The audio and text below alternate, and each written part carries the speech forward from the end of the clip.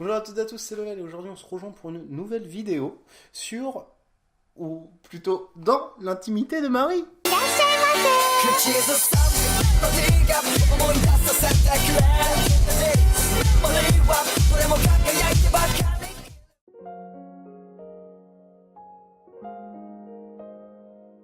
Dans l'intimité de Marie, ou Boku wa Marino Naka. merci Google, est un shonen manga édité en français par Akata Édition depuis le 23 avril 2015. Le commencement. Isao Koromi, jeune étudiant à la fac et presque adulte, rencontre un soir la belle et jeune Marie qui est, elle, lycéenne. Et depuis ce soir-là, il va la stalker tous les soirs. Et c'est vraiment pas une blague, il la stalk réellement tous les soirs. Tous les soirs, à 20h45 pétante, il est dans le magasin à stalker Marie en fait. Et genre, Marie s'en bat complètement les couilles. Par contre, ce que je vous ai pas dit, c'est qu'il avait une vie minable, il ne va plus réellement à la fac, et comment dire, ce n'est même pas un otaku. Il branle ses couilles toute la journée dans sa chambre. Shuzo Oshimi. Cette histoire est psychologique, mais elle est tout aussi triste. Dans le tome 1, l'auteur nous dit vouloir devenir une femme. Non un trans, mais une femme avec un sexe de femme. Et donc, au tome 9, il nous dit ne plus de vouloir devenir une femme. Parce que son récit l'a fait réfléchir, son manga l'a fait réfléchir tout au long de cette aventure. Tout le long de ces 2 ans, voire 3 ans que le manga a mis à sortir, il a réfléchi à tout ce qui se passait.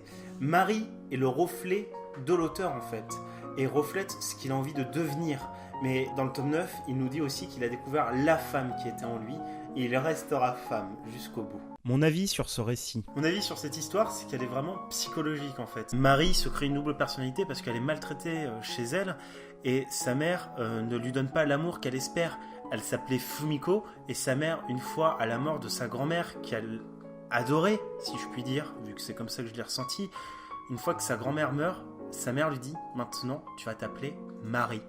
Et c'est là où l'auteur a pu exprimer ses émotions, ses envies, c'est que il montre le visage de la mère qu'on détecte, entre guillemets, tout le long de l'histoire, un peu méchante, un peu oppressante, et là on la voit avec un grand sourire, toute fière, avec des dents très longues, elle a l'air d'être très méchante, d'être le grand méchant loup de l'histoire. C'est elle, le grand méchant loup de l'histoire, qui transforme Marie en fait en Isao, car elle veut juste échapper à son présent actuel. Et l'histoire est encore plus triste à la fin, quand Yori et Marie se séparent et disent « J'espère qu'on se reverra après la fac ». Ça veut dire qu'elles n'ont pas l'intention de se revoir pendant qu'elles sont à la fac, et Isao, lui, le vrai, est retourné chez lui, et on n'a pas de nouvelles de lui, à part qu'il préfère être à la campagne, et non en plein centre-ville de Tokyo, et donc être fermier toute sa vie, hein. La fac c'était pas fait pour lui, il le dit lui-même. Vous trouvez cette histoire à lire, ce manga en fait très intéressant, 9 tomes c'est pas beaucoup, c'est assez rapide en plus à lire, et moi je les ai lus assez rapidement parce que je me sentais concerné. Je me sentais concerné par cette histoire parce qu'on a tous ce moment dans notre vie où on se pose la question qui on est. Et Marie, elle s'est posé cette question 2 fois. Qui suis-je ?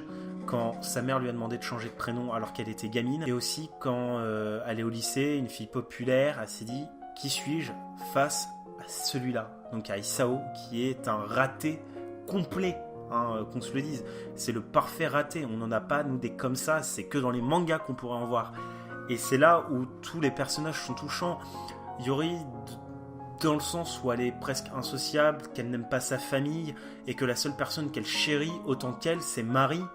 Et donc elle tombe amoureuse de Marie, elles se rejoignent 2 fois au total dans l'infirmerie, elles dorment ensemble grâce à Isao. Même si Isao a l'interdiction de toucher à Marie, il n'a pas l'interdiction de toucher à Yori. Et il va en profiter un tout petit peu dans le manga pour pouvoir la câliner pendant qu'ils dorment ensemble. Et Marie, elle, a peur de sa mère. Elle adore son petit frère et limite prend les coups pour lui. Le père ne s'en fout pas, mais il est tout le temps au travail. Et ça, c'est pas magique à lire, mais c'est intéressant de voir que des scènes de tous les jours peuvent se reproduire dans les mangas. L'auteur a voulu nous faire passer un message qu'il a réussi à me faire distribuer. Soyez qui vous êtes et n'en cachez rien. Et donc Marie, elle, a créé des personnalités pour ne pas se cacher. Et elle essaye de disparaître. Et c'est vraiment très psychologique.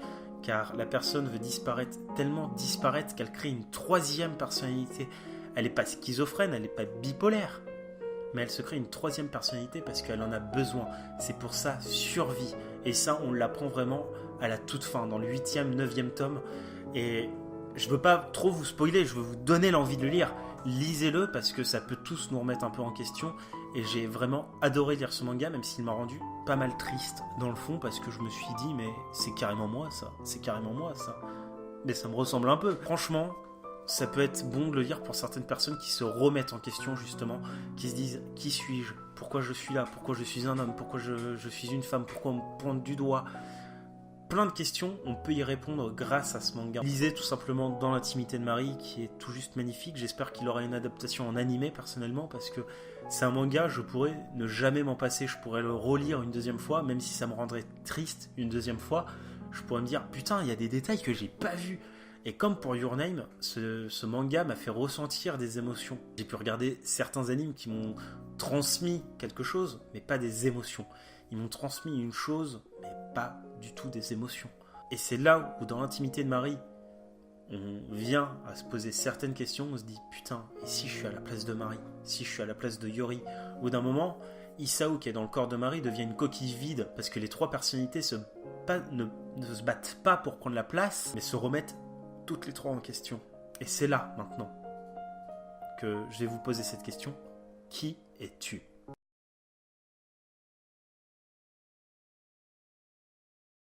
J'espère que ce nouveau level up vous aura plu, qu'il vous aura donné l'envie de lire Dans l'intimité de Marie. N'hésitez pas à laisser un commentaire pour me dire quel level up vous aimeriez voir sur la chaîne YouTube. Sinon, mon Twitter est dans la description, n'hésitez pas à aller le follow pour avoir toutes les infos de la chaîne. Abonnez-vous, ça fait plaisir et surtout ne cessez jamais d'évoluer.